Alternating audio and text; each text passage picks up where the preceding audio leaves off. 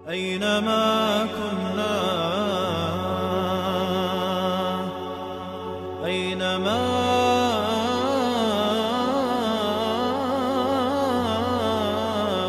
صرنا أينما صرنا قلنا এখন প্রশ্ন হলো, এখানে ইলমের ময়দানে আপনারা কি পাবেন? কোন মহাসম্পদের অধিকারী হবেন? এটা অবশ্য বিশদ আলোচনা ও ব্যাপক আলোকপাতের বিষয়, যার সময় ও সুযোগ এখন নেই। যুগশ্রেষ্ঠ দার্শনিক ও আধ্যাত্মিক পুরুষ হুজ্জাতুল ইসলাম ইমাম গাজ্জালি রাহিমাহুল্লাহ বিরচিত ইহইয়া ও উলুমিদ্দিন হচ্ছে এ বিষয়ের সর্বোত্তম গ্রন্থ। সময় সুযোগ করে ওস্তাদের তত্ত্বাবধানে নির্বাচিত অংশ পড়ুন। সেখানে আপনার প্রশ্নের সন্তোষজনক সমাধান রয়েছে। একটি দ্বীনি শিক্ষা প্রতিষ্ঠান তার শিক্ষার্থীকে কি অমূল্য সম্পদ দান করে এবং সে কোন মহাসৌভাগ্যের অধিকারী হয়, অবশ্যই আপনি তা বুঝতে পারবেন। আল্লাহর কালামের নিয়ামত। একটু আগে কারি সাহেবের মুখে আল্লাহর কালামের তেলাওয়াত শ্রবণকালে শুরু থেকে শেষ পর্যন্ত আমার সমগ্র সত্তা এই ভাব ও ভাবনায় তন্ময় ছিল যে আমাকে ও মানব জাতিকে যিনি সৃষ্টি করেছেন এবং বিশ্বজগতের যিনি স্রষ্টা, তার কালাম এক তুচ্ছ মানুষ তেলাওয়াত করছে, আর আমি এক তুচ্ছতম মানুষ তা শ্রবণ করছি। সুবহানাল্লাহ। আমার আপনার মতো গান্দা ইনসানের কি যোগ্যতা আছে যে পবিত্র স্রষ্টার পবিত্র বাণী উচ্চারণ করতে পারি, শ্রবণ করতে পারি এবং হৃদয়ঙ্গম করতে পারি?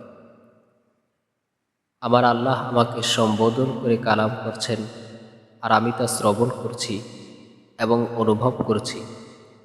মাটির মানুষের জন্য এ কোন আসমানি মর্যাদা ও সৌভাগ্য! তুচ্ছ মানুষ এ অতুচ্ছ নেয়ামত লাভ করে কেন আনন্দে আত্মহারা হয়ে যায় না? আল্লাহর কালাম বুঝতে পারা তো এমন নেয়ামত যে মানুষ যদি খুশিতে মাতোয়ারা এবং আনন্দে আত্মহারা হয় আর লায়লার প্রেমে পাগল মজনুর মতো দেওয়ানা হয়ে যায়, তাহলে অবাক হওয়ার কিছু নেই। কিন্তু দুর্ভাগ্যের কথা কি বলবো, আমাদের না আছে সেই হৃদয়, না আছে সেই অনুভূতি। সাহাবী হজরত উবাই ইবনে কাবের ঘটনা কি ভুলে গেছেন? ইতিহাসের পাতায় আবার নজর বুলিয়ে দেখুন। রসূলুল্লাহ সাল্লাল্লাহু আলাইহি ওয়াসাল্লাম তাকে বললেন, আল্লাহ তোমার নাম নিয়ে আমাকে বলেছেন যে তাকে দিয়ে আমার কালাম পড়িয়ে শুনুন। এ খোঁজ খবর শুনে তিনি এমনই আত্মহারা হলেন যে নবী সাল্লাল্লাহু আলাইহি ওয়াসাল্লামের সামনেই খুশিতে চিৎকার করে বলে উঠলেন, আওয়াসাম্মানি রব্বি, সত্যি আমার আল্লাহ আমার নাম নিয়েছেন।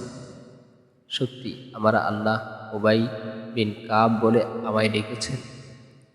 সুবহানাল্লাহ। ইশকে ইলাহি ও ইশকে নবীর কেমন দিওয়ানা ছিলেন তারা! এর হাজার ভাগের এক ভাগও কি আছে আমাদের বলবে? সুবহানাল্লাহ। ইশকে ইলাহি ও ইশকে নবীর কেমন দিওয়ানা ছিলেন তারা! এর হাজার ভাগের এক ভাগও কি আছে আমাদের কলবে, আমাদের অনুভবে?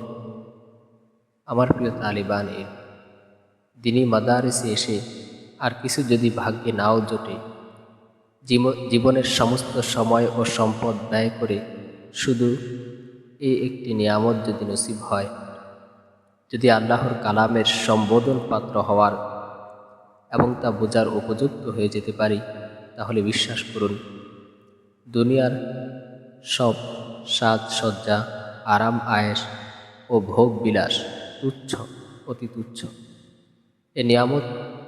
এ নিয়ামত মহান, যদি দান করেন আল্লাহ মেহেরবান। তাহলে জীবনের সব কিছু তার জন্য কোরবান। তাহলে আপনার সাধনা ও অধ্যবসায় সফল। আপনার মা বাবার ত্যাগ ও আত্মত্যাগ সার্থক। আপনি ধন্য, আপনার পরিবার ধন্য।